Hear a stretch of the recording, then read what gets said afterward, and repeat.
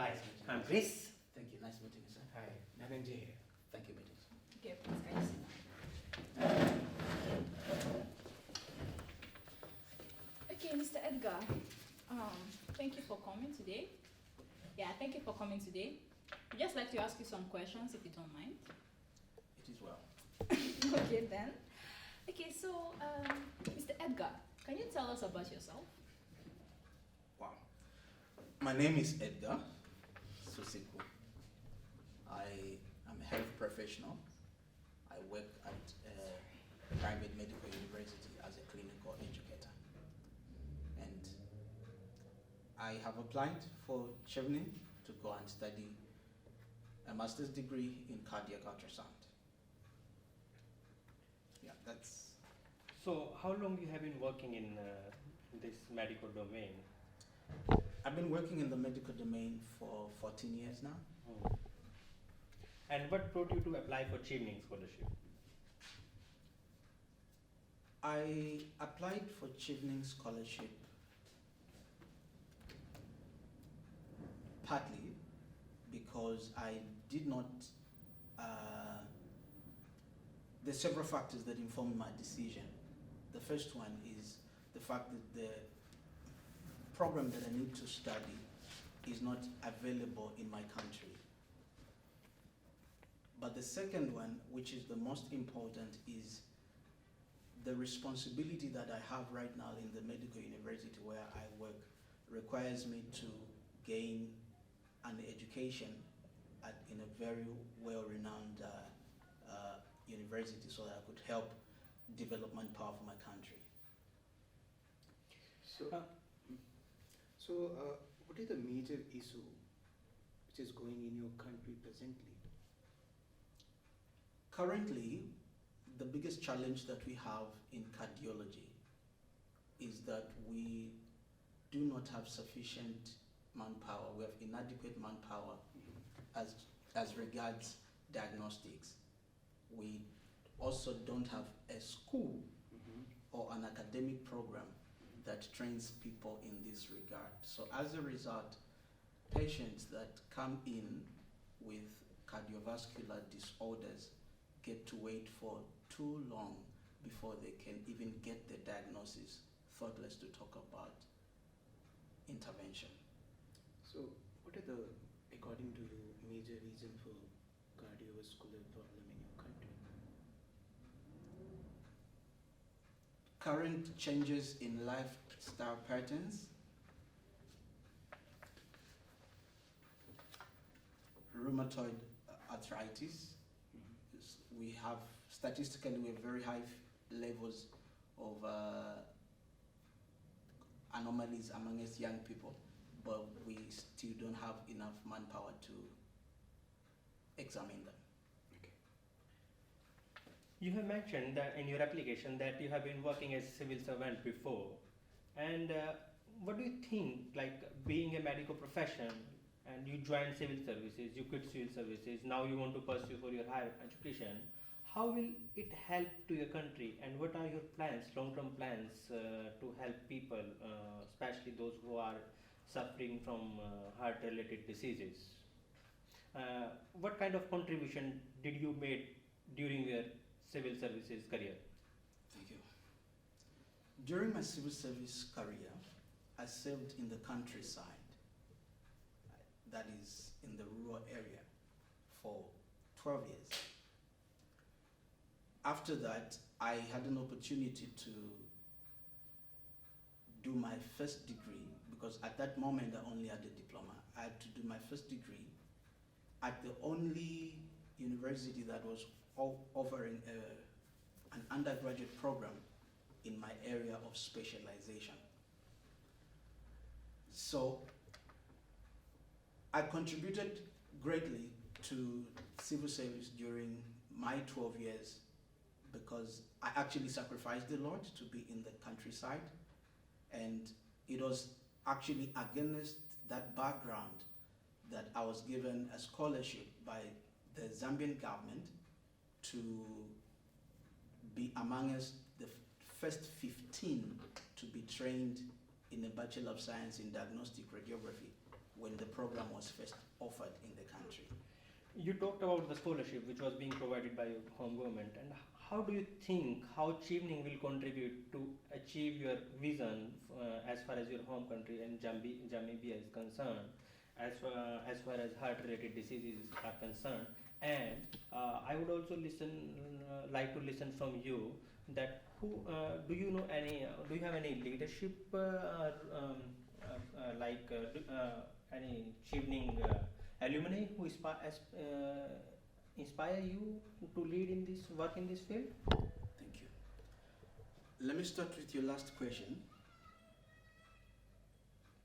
I've been inspired by one of the alumni for Chevening. She's actually the one that introduced Chevening to me. I didn't even know it existed. I just received a rejection from the Commonwealth Scholarship and walking into an MRI department, and she looked at me and said, "Edgar, why are you so down?" I said, "Because I just received a feedback that I'm not going to be given the Commonwealth Shared Scholarship." So she said, "Try Chevening. Knowing you and what you represent, I think Chevening would definitely pick you."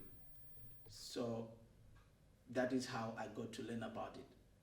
I remember very well that I actually didn't even write the right word because I'm not too sure I heard what she said. So I wrote it down and I wrote the wrong spelling. Until later on, I had to follow up. And when the Chevening application window opened, I started the process. So that was the first time I interacted with Chevening. It was through an alumni who was actually my head of department at the hospital that I was working.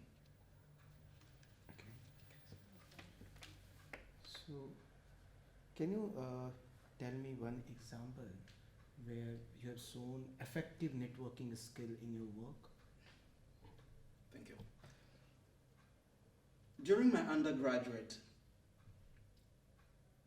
my dissertation, my research had focused on the quality of clinical placements for radiography students in the country. As I interacted with literature, I came across an article that was done by a Nigerian doctor that addressed similar concerns in a different population. After I read the article, I went ahead and got the email address for that doctor and started communicating with him. And he apparently became my external supervisor for my dissertation. And I ended up graduating with a distinction in research because of the supervision I got from him. And it might interest you to note that this relationship actually later on grew.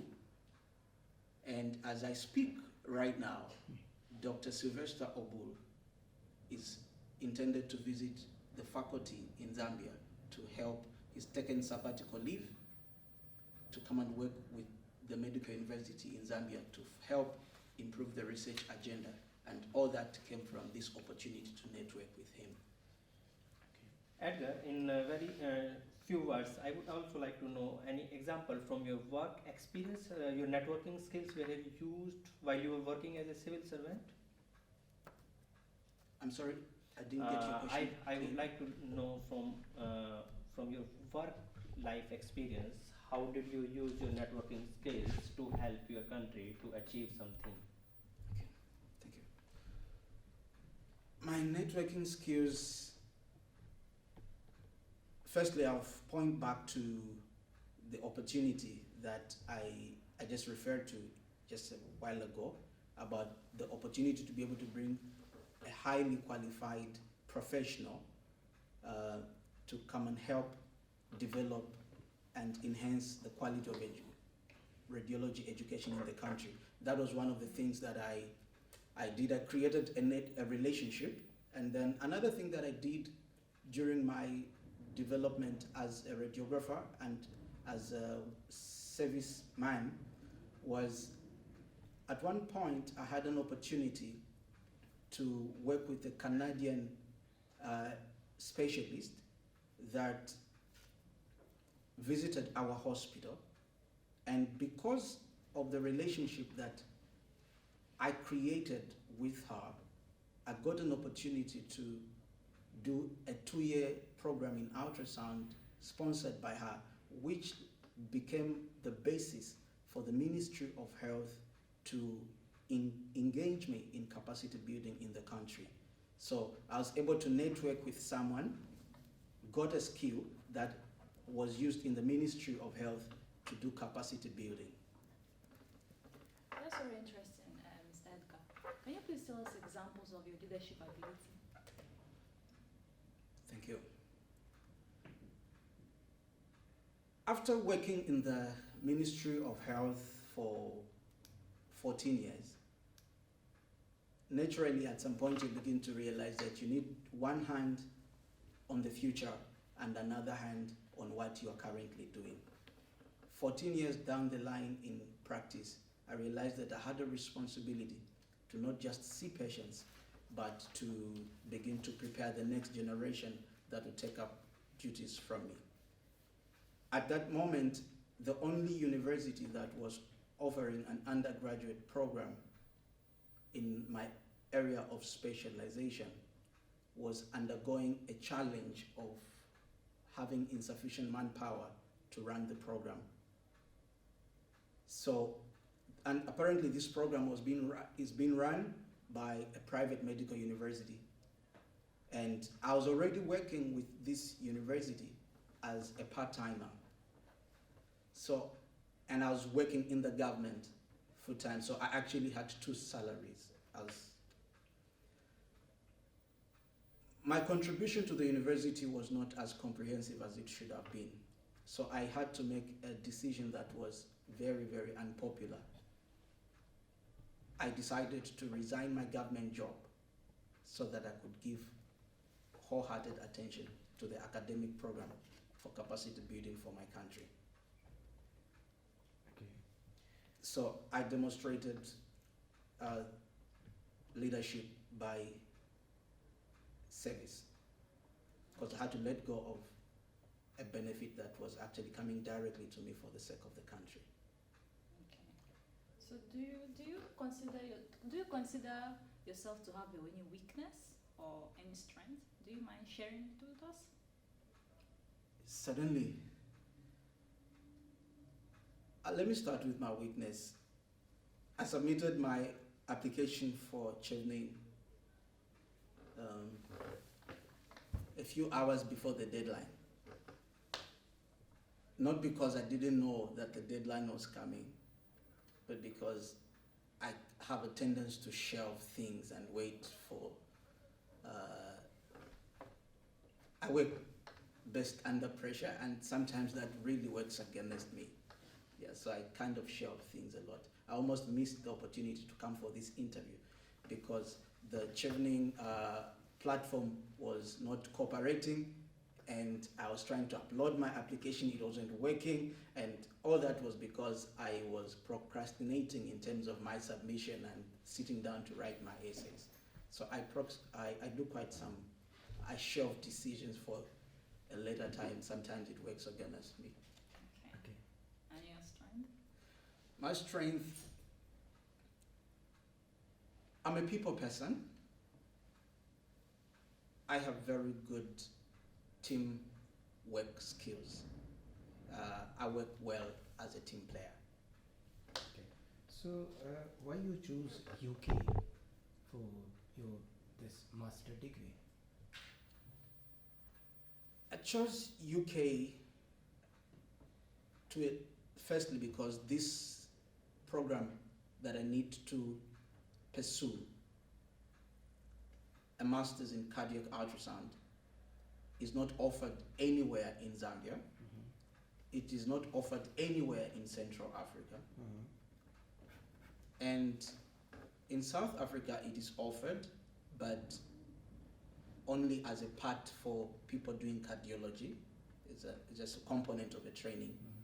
So The only pathway that is available for me right now is the pathway to explore the possibility of doing it from the UK. That is one. The second one is because UK graduates are respected because of the quality of education that is offered in the UK. And since I have responsibility to help with curriculum set up for my country and establishing an educational system that is going to help develop manpower, duty is laid up upon me for me to be able to get an education that meets standards for an academician. Amazing. So I just want to add this one question with that how you contribute with the Chevening network during your studies in the UK and when you're back. Thank you. My contribution to the Chevening network, I have in the background already started communicating with some of the universities that I applied to for possibility of collaboration with my university back here in Zambia and see how we could have blended learning programs. So I hope to explore those opportunities once I get to the UK. Okay, Mr. Edgar, so do you have any question from our side, from your side to ask from any of us? Thank you. Yes, I do. What I'd like to understand a little bit about the culture in the UK and how easy it is for a person coming from a society to fit in. I've been a little bit skeptical, wondering whether I would actually fit in a little bit, so I need a bit more information about the culture. So UK culture, you must have read about it. UK is a very diversified country and it is a very welcoming country for people coming from different culture. So rest assured, when you will be in UK, you will be quite welcome and we'll have a great time. My friend may have one more last question and then we'll sum up this interview. And also in UK, like from the last Chevening scholarship, more than students from 150, 160 countries come and study here. So it's a very diverse country, very welcoming. And even the university exactly prepare the student to understand the culture, because in first week you will have interaction with many people, with university, with other people. Even we will have a Chevening orientation where you will get opportunity to meet everyone and get adapted to the UK culture. So nothing to worry. I'm sure you're going to have a nice time. Thank you. All the best, and we will get back to you by early June. Thank you. Yeah, thank you so much. Thank you. Nice meeting